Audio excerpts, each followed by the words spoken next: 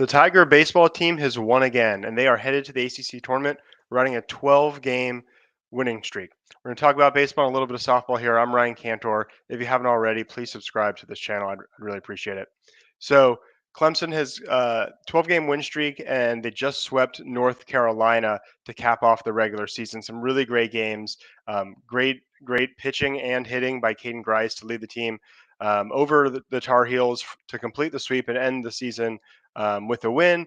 Cam Canarella, the superstar freshman center fielder, um, he is like a little Ichiro kind of player. Just finds a way to get on base, plays great defense. He made a diving catch to end the game and the series. It was actually really fun to watch. Some good close series.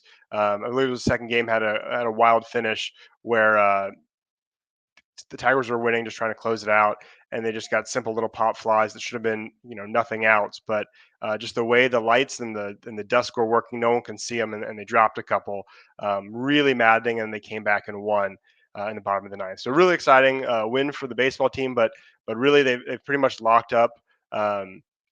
Sort of their lot in life here moving forward. They have the second best record in the ACC, but Virginia won the Coastal Division. They're still using division, so Virginia gets the 2 seed in the ACC tournament, making Clemson the 3 seed. So the win didn't really matter there, but frankly, that doesn't really matter because the winner, the way the pods work, the winner of the Virginia pod will face the winner of Clemson's pod. So either way, Clemson avoids number 1 seed, number 1 in the nation, the Wake Forest Demon Deacons, until potentially a championship game if they both make it that far. And that's all you needed. That's all you wanted. You just didn't want to be the 4 or the 5 and have to play either the 4 or the 5 in your pool and then play Wake Forest before you get to a championship game. So the Tigers are about as well situated as they could ask for in this ACC tournament. Of course, Tiger fans are probably more interested in the regional and finally getting out of a home regional. It's great to be back, but it's been forever. They've had several home regionals under Monty Lee where they couldn't get out of the home regional. So we're looking forward to that. But the Tigers are back in action on Wednesday. They play Virginia Tech Wednesday at 7 p.m. They swept Virginia Tech recently. Their last loss of the year, 13 games ago, came against Boston College, the middle game of a series where the Tigers took 2 out of 3. That's Friday at 11 a.m. That's the big one, and that's if you're going to watch one game in the ACC tournament, that's the one to tune into. Maybe watch a little during your lunch break on Friday if you're working. It looks like the Tigers have almost certainly locked up a home regional. And the talk now is that they've probably either locked up or are awfully close to locking up a home super regional should they advance out of the regional. Another win, getting out of pool play would be nice, but I don't even know if that's absolutely imperative to get a home regional. It's been a long time since Clemson's played a home regional. To earn one and then actually advance out the home regional to get and actually play in a super regional in Clemson.